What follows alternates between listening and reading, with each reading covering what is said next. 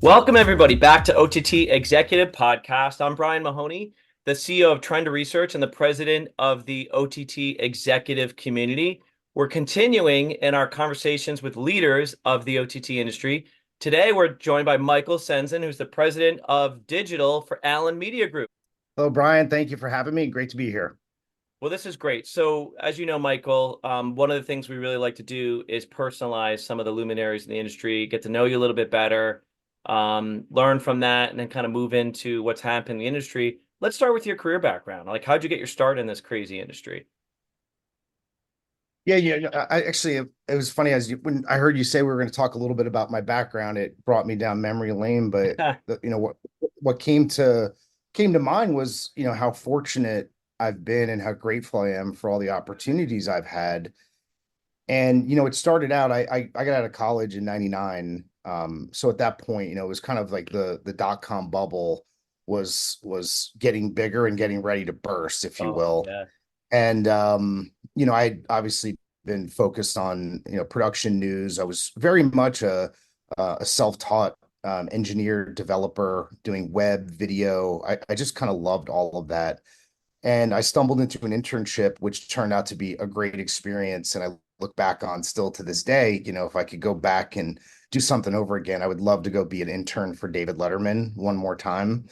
I think some of the things that I saw then, I didn't realize how it would help me later, but sweeping floors and running scripts and, picking up packages, what interns would do in those days. I say, like, I feel like an old guy now, saying that, Do they but still do that? I mean, that's kind of like the classic story, or you're working in the mail room or you're working in the green room or whatever, and you work your way up. Does that still happen in the industry these days? I think so. I mean, I think it's to a lesser degree. I mean, Okay. I bump into people all the time, and people always gave me an opportunity to give guidance and advice when I was young in my career. Somebody once said, "Hey, just say, hey, you're looking to learn." Mhm. And when I say that, I think anytime anybody comes at you with, "Hey, I'm just trying to learn," whether you're in Yep. the mailroom or delivering a cup of coffee, I think it just sets people at ease, right? Because you're all in it together. It becomes a mission, right? It's not Yep. about an ego. I really There's a love certain that. So humility in that. Like, okay, I'm here, help me 100%. out. And Yeah. people, And good-natured people will do that favor. They'll mentor you, right? absolutely. And I think, I'd say it still happens maybe differently than it used to. I think, I quickly kind of pivoted my career. And I worked at some multimedia startups because I had some engineering and product background and I was really into that, Hmm. which then led me back into CNN. And it didn't take me very long to get my way over to CNN Digital. Okay. And I think that was kind of a good example of where just asking for help, right? Hey, I want to help. I want to help cover this war. I think that there's things we can do with multimedia and streaming and product. I mean, granted, this is 20 plus years ago. Yep. That was not the priority, right? Cable was like in its heyday, and things were all about the cable network. But by being that sort of tinkerer and willing to try new things led me down this path that I think is still available to people today. And it really just turned into essentially doing everything possible at CNN Digital, from multimedia, understanding engineering and product. And it was very much like an incubation period for digital. Hmm. Monetization was still kind of very wonky. But it led to, in 2005, which is one of my favorite kind of moments, I worked on the core team that launched the first direct to consumer product that I'm aware of, which was called CNN Pipeline. Hmm. And our objective was to essentially do 12 hours a day of live news that was not breaking the CNN cable carriage agreements at the time. It was separate, it was different, but we used all the resources of CNN. Hmm. And I had the great opportunity of, going traveling all over the country from the White House to the campaign trail and, streaming video and rethinking how we can make the product useful. That led to, um, advertisers kind of really speaking up and saying what they did want, which was they wanted, content that was unique and distinctive, which kind of birthed original video Yep. in the probably like mid 2007 to 2010. And I was fortunate to have founded the first original video team at CNN, which later became a Great Big Story. And the premise was to work with sales, keep the Yeah. line of editorial, right, and the business side, and generate franchises that could be monetized. That allowed us to, from a business perspective, and that's kind of when I started to get into the business side of media, which was, all right, we can generate revenue off of these highly sponsorable franchises, and that can fund the big J journalism, which our brand's reputation is sort of anchored on. And that was a great run there, and Great Big Story took off under the leadership of colleagues of mine. I ended up at that time, I got recruited by NBC, having Mhm. built video there, CNBC specifically, to help build out their operation. So I had relocated to New York and started working at CNBC, where I got to lead the business strategy for video, growing the video business, growing revenue, creating new products, creating original video sponsorships for Mhm. sales. But also, really, the moment there is where I got to work and start really leaning into OTT. Now, this is 2014, and CNBC an OTT product, as did NBC News, Yeah. right? And we that's the process in which we started to put content there that was in front of the paywall. You kind of had you had to log in through cable, but it was the onset of, okay, like streaming is real and it's going to become something big. Mhm. So over time, it was really interesting. I remember the moment when we had a call with Pluto, because Pluto was launching this service and they wanted to take our clips and turn it into a channel. And no one really knew what it was. It turned out to be a great partnership for us at CNBC. Mhm. Um, and we evolved, right? And I've had this great fortune of kind of always getting to be kind of close to the next thing, and as the consumer behavior evolves. So I'm so grateful for that. So in wrapping up my time at NBC, really we were on the forefront of streaming. We had established carriage agreements of carrying content, or partnering with places like Yahoo Finance, and then also distributing to places like Pluto. So the world was really, streaming was really kind of, I call it like the true infancy was happening around us. And a lot of people didn't, there was really not a lot of faith, right? In like, what Mhm. is Pluto? Is this some place we should be distributing our content? And the same thing goes for the platforms, right? A lot of work and effort that the product team had put into like creating these owned and operated apps. We didn't have a lot of viewership yet, Mhm. right? But it was incubating, and we were beginning to see the world. So that was a moment for me that it was like, okay, streaming is really, the time has come. And I was always reflecting back Mhm. on 2005 on that CNN pipeline project, which was just way ahead of its time, just way too early.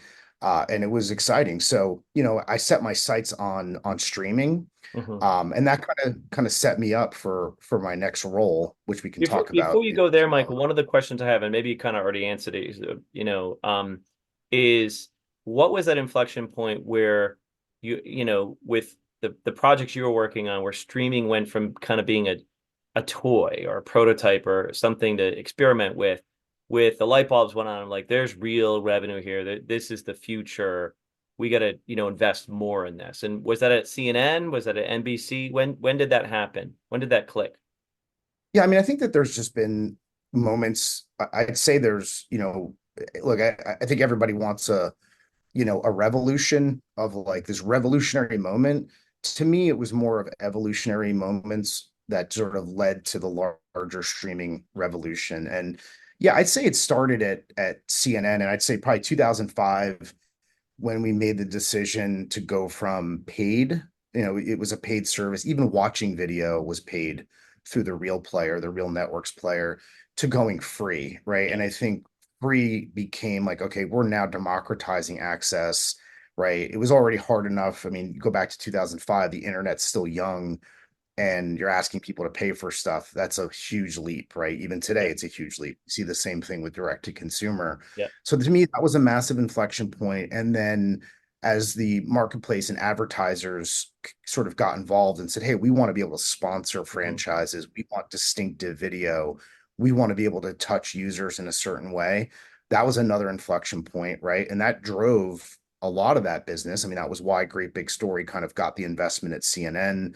And I had left at that time, and then as I moved into NBC, we had it got into probably the most important inflection point I saw there was you have these really niche audiences and you have these really, really high value um, advertisers that want to match those high value audiences. Yeah. And we saw that there, right, with shows like Options Action, which is a CNBC show, franchises that were created to help fulfill that high value audience at really high CPM. So again, that just building upon it.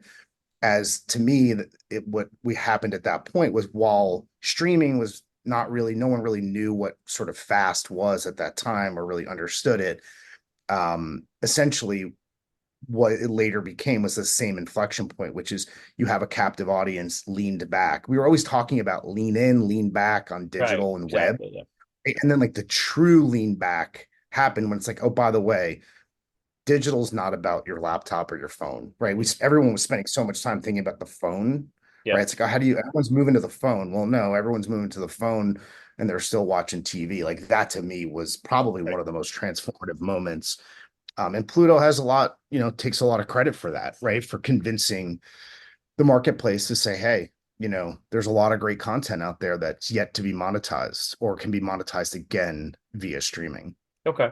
And then, what happened is sort of this opportunity came up here at Weather Group, which was just newly acquired. As a matter of fact, Byron Allen had just acquired the Weather Group, the Weather Channel Television, and What I year had was that? joined just that was 2018. It was Just in the 18. Okay. 2018. Yep. first quarter of 2018. Okay.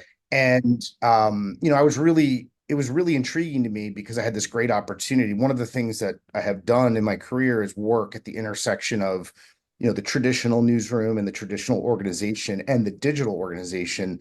And there's a lot of transformation that many of my colleagues have, we've kind of on the front lines of leading the change. So many people are credited with the success there. Hmm. But it was good experience. And the Weather Group had just gone through a change because IBM had purchased the digital assets Hmm. from the Weather Group. So I had this opportunity to come in, and streaming was a big focus.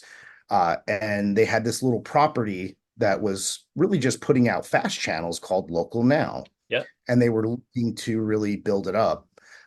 So I joined the company in 2018 to help bolster Local Now. And the first mission was really to really turn the fast channels into just more robust fast channels that we were distributing.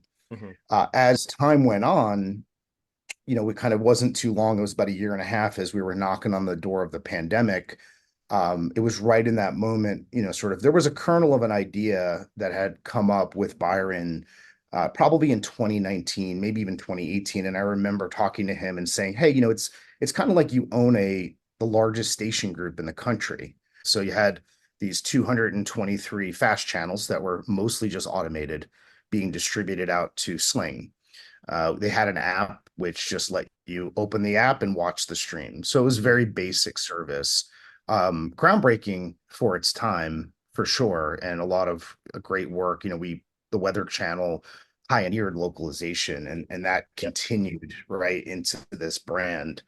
So as I came into the organization, the first priority was to really bolster the content and to begin to aggregate content from partners across the country, whether they're local or national, build an editorial team so that these channels are truly, robust, produced channels with high story count and valuable to users.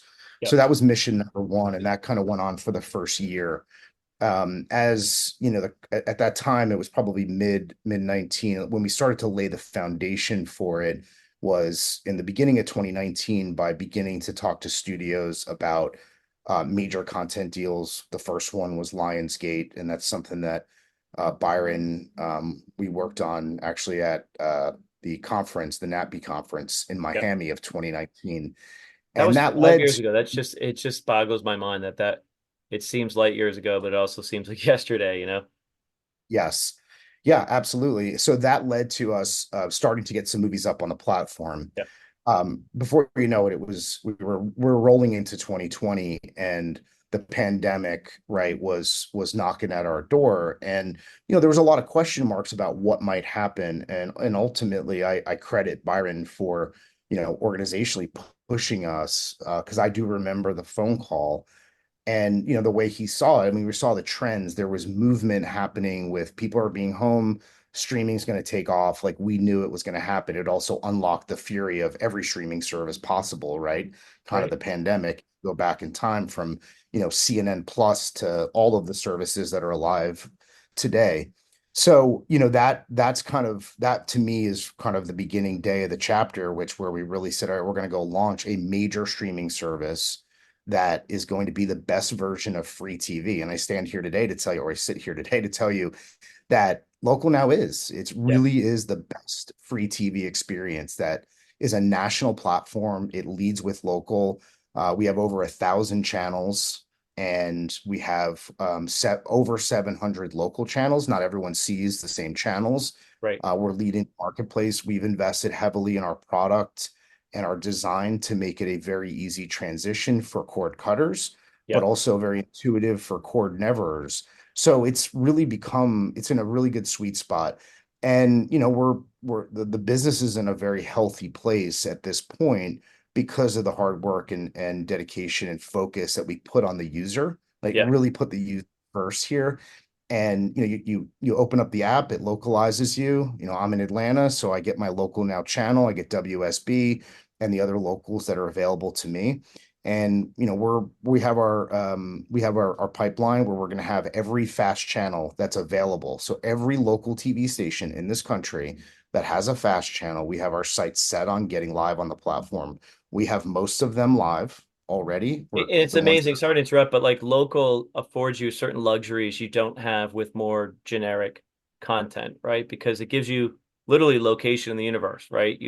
In terms of the relevancy of the content, in terms of narrowing down this cornucopia of content and search to what's relevant to you in Atlanta, for instance, right? So talk about that a little bit and how that shapes your strategy and maybe where the future of local is going aligned with the direction of streaming. Yeah, absolutely. Yeah, I mean, look, I think, we talk about fast and we talk about platforms, and yes, has it's the awareness has scaled. More people know what it is than they did 3 years ago. Yeah. But if I knock on my neighbor's door and say, "Hey, what's your favorite fast channel?" That they're going to be like, "What are you talking about?" Right? They have no idea. Inside If I baseball, like say, we keep inventing new terms before the right, consumers even right. forgot the old ones, right? Right. Well, the right question is, hey, do you still have cable or how do you watch TV? Do you have a smart TV? Yeah. What streaming stick? This is usually how it goes for me. What streaming stick do you have? Right. And that leads to what I typically see is that leads to a conversation about, yeah, but I signed up for this, but I don't get my local station. So I cut the cord.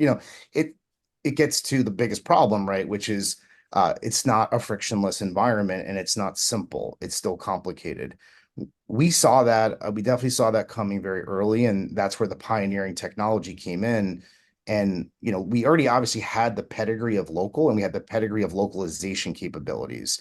So what we saw on the market was like, okay, so really what we can do to super serve and be most useful to a consumer, which is really anyone who wants to be successful, right? Am I being useful to a consumer? It's really Yeah. just that simple. That's what we focused our UI on and said, okay, let's go get every local fast channel available.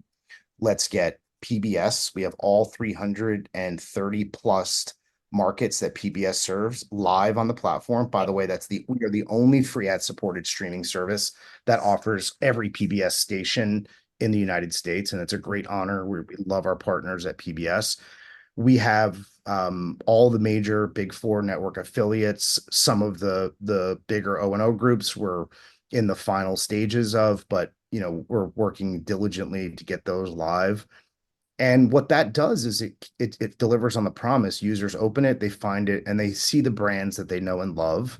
And increasingly, as Local Now's become a household name, they see Local Now, and then if they don't know it, they come to know and love it. That's what we're seeing in our metrics. Our users are using our Local Now channel every day. And the reason for that, and just kind of gets to your question a little bit more granularly, like why local? Well, here's what's happening. More of our users are using us as a daily habit than ever before. There was a period in time where maybe say 15% of our audience, this is maybe a year ago, was about our most passionate users. That number has just absolutely skyrocketed, Mhm. probably approaching 70% at this point. And the So, reason so for high that is engagement. high engagement Yeah. and repeat usage, Yeah. and which is super important, right? It's a crowded space, so you've got to have something for people to get every day. And that's where having our local news weather, right? And we're doing about 500,000 localized clips per day scattered across every market in the US. So the promise is they turn on local now almost like they would turn on the Today Show Right. a It's the decade ago. background. It's always there. Yep. Right. But we're providing weather updates, right? We're curating news. We have a newsroom that curates the content. So, we focus more on, what's going on in the economy, in your local economy, right? Mhm. What are the socioeconomic issues? What are what legislation's going on that might be relevant with the schools, right? Taxes, et cetera. These are stories that are important to people, right? Our Right. our audience, right, is working, right? They're high income, right? They're, late stage millennials. They were looking for a solution, right? Which is what's a modern day version of something that I can have on in my house that's both informative, brand safe, right? And I can count on every day to be there. And Yeah. that's what we is driving that 70%. So we've been very pleased with that progress. In addition to that, right? So having the most local available, having over 1,000 channels, we also have a tremendous amount of high quality brand recognized IP on the platform. So major studio titles, major studio channels, the biggest names in Hollywood, and it's all free. Yeah. So, we're not playing in the direct to consumer space of trying to win a subscription. We fit very nicely with your subscription to Netflix and your subscription to Max. Right. It's a complement, and it serves a very specific purpose. What Yeah. we have seen, which is interesting, it just all goes back. It really is It's so part of the whole simple. portfolio, right? You're playing in your lane and it's very familiar to the consumer.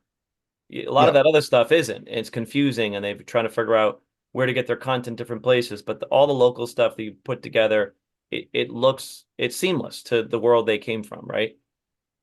yeah, and the good news for us is it's, because we've built this reputation in the market, and we've become a major service. It helped us now with all of the high quality the studios that have the IP, which there's lots of announcements Yeah. coming. We launched all of our channels on LG in a major distribution deal. Yeah. We'll be announcing pretty much we have an assembly line of announcements coming across content partnerships. We Yeah. just launched the BBC, and some big You said names you that have I can't. PBS. I mean, once you get that scale too, good things happen, right? You get sort of this this virtuous cycle where now you've got greater distribution. It gets easier to, get those content deals, correct?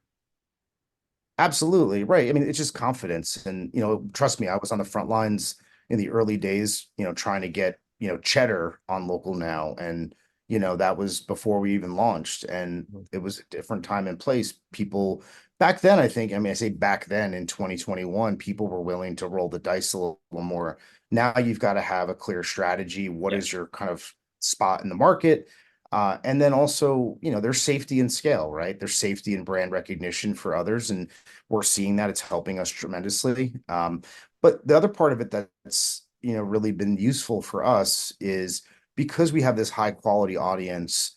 It's really, it's a national platform, right? That's the most important thing to take away. It's a national platform, national scale, leads with local for that daily habit. But what we're seeing is that our this loyal audience loves, right, coming every day. Mhm. And now, as we've added this high quality content adjacent to their local content, so we have the local now channel and their local affiliate, they're watching a national news feed, right? They're watching NBC Right. News So Now it's or a the Today gateway or Show. portal. The local aspect is gets Yes, them in the door. correct. It's familiar, Yep. but then you can expand upon that and it becomes more of like a starting point for them. Correct. And then it leads to sort of, if you think of like just the user journey, it Yeah. started off with just local now, then we added the local affiliates and then multiple local affiliates. And now they consume those. And then you add in these national channels like CBS News and Bloomberg, and they're consuming those. And then they're going to entertainment. And then we get them, if we can get you to do all of that and watch a couple of movies a week, you You're are. doing better than 90% of the other sort of tiles that are out there. I want to switch gears a little bit, Michael. Thank you for that career background, very interesting, and sort of what you're doing at Allen Media Group. I want to talk about some of the interesting trends. My next question has to do with really kind of that device ecosystem, because you Mhm. talked about it this little bit. The CTV, you've got the mobile, you've got dongles and everything. For me, one of the big improvements in the industry, back in the day, you always had to go to the input button on your remote. A very simple thing. Most people didn't know how to do that. It was like, okay, why am I doing that? It's like a different operating system. It's just like a different parallel universe type of thing. Where, how, where are we right now as an industry in terms of managing the user experience and making it seamless and overcoming a lot of the complexities in your mind? And what more needs to be done to make that full digital experience really lean back and comfortable? Yeah, I mean, I think this gets to AI, right? Okay. We have relationships at Allen Media Group at the highest level from an enterprise standpoint, with Vizio and Google TV and Amazon Fire and Roku and Samsung and LG, right? So we're talking to their product teams, and what I hear a lot of these days is AI. Like, we're shifting to use AI, and I'm actually, sort of fascinated. It's one of my hobbies is AI, which I can talk about later. But what I'm learning is that, AI ultimately is going to transform streaming television. Uh, it's not if, it's just when it'll happen. Okay. But in the meantime, what I am seeing is a much stronger emphasis, right, on the companies and the brands that are doing exactly what I said earlier, which is, are you serving the user's need, right? A good example, I'll give you an example. So under our group, we also have the Weather Channel television streaming app. So we have a dedicated direct to consumer service just for streaming the Weather Channel. Mhm. And we have that distributed on the CTVs. Where we see success, right? And this kind of gets to your question is, so like a couple of those platforms have seen exponential growth, right, during severe weather or a period of time in which users are seeking this life-saving information. Mhm. So to me, it's a combination of technology, human curation, right, Mhm. and overall just product strategy for the CTV to go, okay, like, people are turning us on. This is the gateway. It's almost the way Google was the gateway, right, to the internet. Google was the gateway to the world at some point, and then it evolved, and you've got all these entry points now from social to TV, right, to Mhm. AI. To me, that's what the OEMs are. It's a piece of glass hanging in your living room, and I mean, it is the most powerful position in the world to have. You turn a TV on, and I can show Yeah. you, whatever you want to see. I happen to have a big Vizio hanging right in front of me, and they're constantly evolving their platform, right? Right. So I think they're doing a good job. It's the combination of design, UX, product strategy. I think it's slower than I thought it would have been. I thought it would have all moved a lot faster. Yeah. But you've got a lot of real estate on that screen, and you've got a lot of people fighting for that real estate. It's critical. Yeah, So I and the think weird thing that's about the connected TV is it's a high-tech electronic platform that's somewhat software upgradable, right? Given the constraints of the processor and storage and stuff like that. But it's also an appliance, right? Like it has been Mhm, forever, where it just hangs on a wall, it sits on a table, and you turn it on, and it might have a life cycle. I mean, I still have my original HD video Vizio. It's got to be 10 plus 12 years old, I think. And it mhm. works fine. My kids have, hooked the Xbox up to it. Um, so interesting. I think, there's a level of sophistication that's also happened in the industry with consumers, better navigating the different device choices they have to make. Not perfect, but Hmm. if you were to give it a rating of like one terrible 10, where this is as good as it's going to get right now, where would you put that in terms of the user experience? Yeah, I'd say we're probably in some on some platforms, I would say probably the highest score I would give is maybe a 7. Okay. There's a couple that are sub 5, and there's several that are in the mid fives. I say that because I just think that the same way that it's like, just I'm trying to think of a good example. Like, you throw your Beats on, right? Your Beats headphones, right? Your iPhone recognizes it and says, "Hey, do you want to connect?" It's one click, you're done. right? Like that to me is like that's frictionless, Yep. right? Frictionless is your Amazon Fire saying setting your alarm to wake up before you even ask it to, because it knows it's a weekday Mhm. and it knows your schedule, right? Like that is So, just so that's seamless where and the intelligence, I mean, AI, yeah. that umbrella term can help us, right, as human beings. Or right, or Waze, the traffic Yeah. navigating app saying, "Hey, are you headed? It's suggesting your directions to go home because it knows what you're doing." But that's That's interesting. kind of It's interesting you mention ways because that's a combination of, intelligence, right? The Borg and the Mhm. cloud, AI, whatever, and sort of crowdsourcing. And I think there's some parallels there to the media entertainment industry in that, yeah, AI might play a role for curation, maybe even content creation, right? We're going to save a ton of money supposedly with, you know, uh, you know, uh, background scenes and whatever, but also looking at our patterns of behavior. But we also have the social aspect where consumers, we can mine that data, see what they're doing, right? And they can suggest to us their patterns of behavior of content they want to watch, right? And that can maybe suggest new titles or whatever. So, I mean, do you think it's going to be a handshake there, or is AI eventually going to get so smart that the humans will be less than 10% of the equation? it's so funny you asked the question. I wasn't going to bring it up, but so I'm actually writing a LinkedIn post that just for writing is a hobby of mine, and I believe that AI will eventually build the ultimate streaming service. There's only really a couple things blocking it from doing it. Um, and most of it is, obviously, just sort of the business's kind of concern. But if we were to pull out, But get out of sort its of, way, right? if you pulled egos out of the way Yep. and you pulled P&Ls out of the way just for a moment and said, what will be the best experience for a user? Like just how can a streaming service best serve Brian? Hmm. Like it's not that complicated, right? There's probably a list of 100 things that you do or watch throughout the year Hmm. that could formulate very clear and very specific recommendations to you Yeah. across all things. These are the NFL games you watch. These are the MLB games you watch. This is Yeah. the news type of movies, right? Down to it. And then really just as your behavior is all synced up, to me, AI is going to eventually do that. So AI will But be. here's the challenge with AI. We're getting really philosophical here. Is it too derivative based on my past experience? Like, I discovered some years ago I like Chinese war films that are, titled. They're massive scale and all the characters and everything else. I don't know. I like that. And in some other titles like that.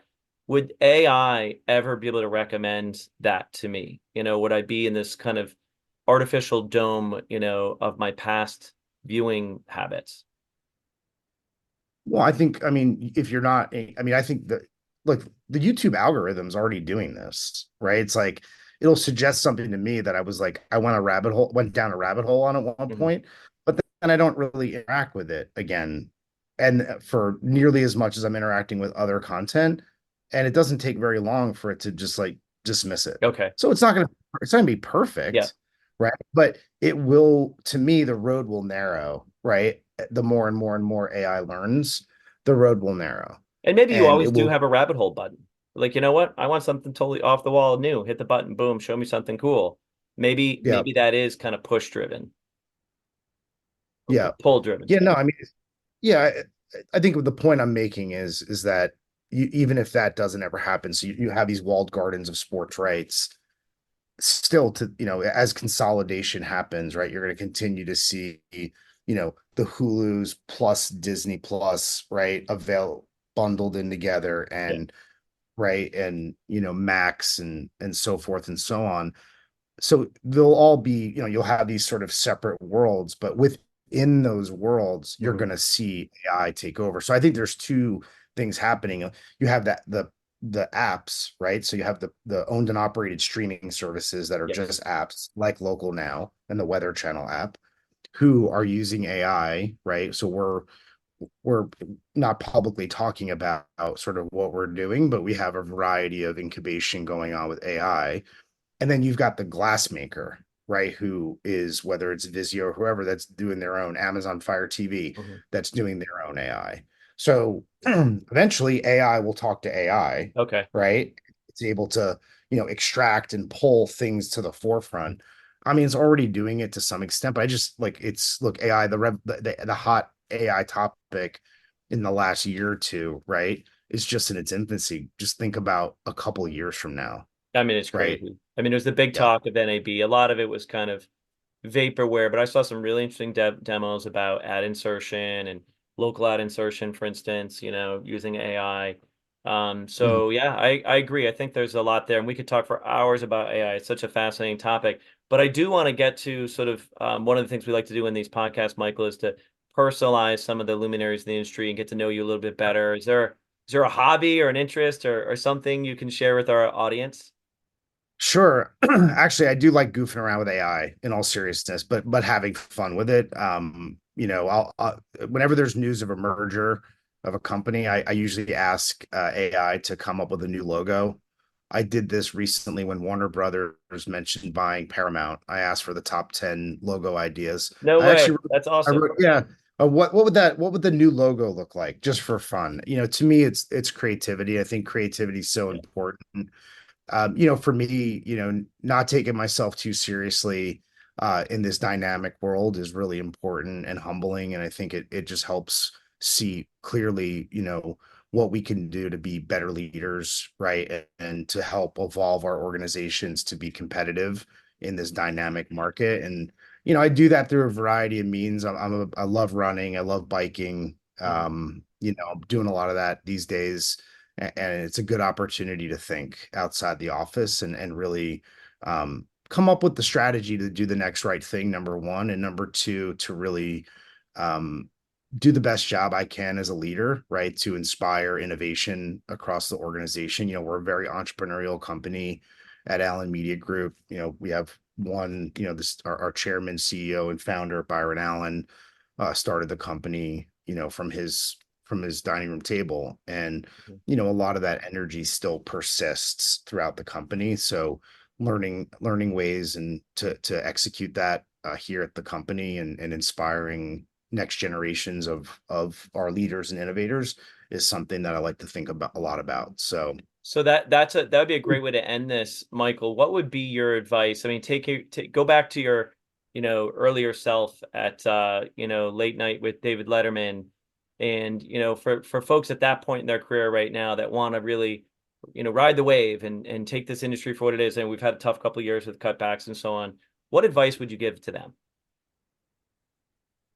I think if you find someone that has something that you want, right? Or they're doing something that you want to do, um, just start by asking simple questions like, "Hey, I'll work for free for a weekend, or I'll come in and shadow you, or would you be willing to let me shadow you? Mhm.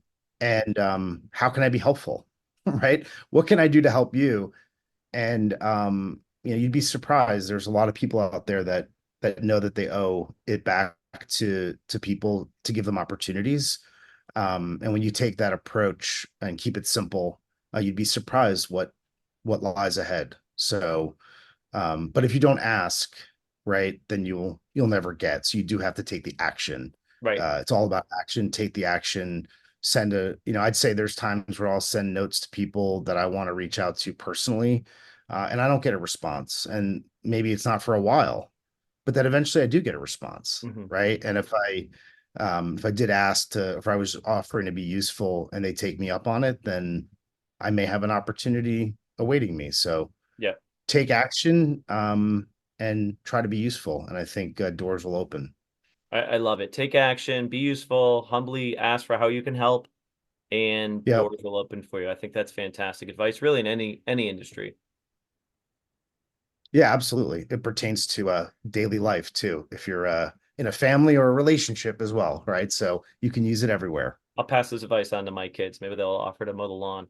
Well, listen, Yeah, I try that all the time. It doesn't really go as well as planned. I'll So have to ask AI, the best advice for how to get my kids to mow the lawn and other tasks around. Well, listen, Mike, I really enjoyed this conversation. Great getting to know you a little bit better, understanding your background and what you're doing at Allen Media Group. I think it's fantastic, and yeah, really appreciate the time today.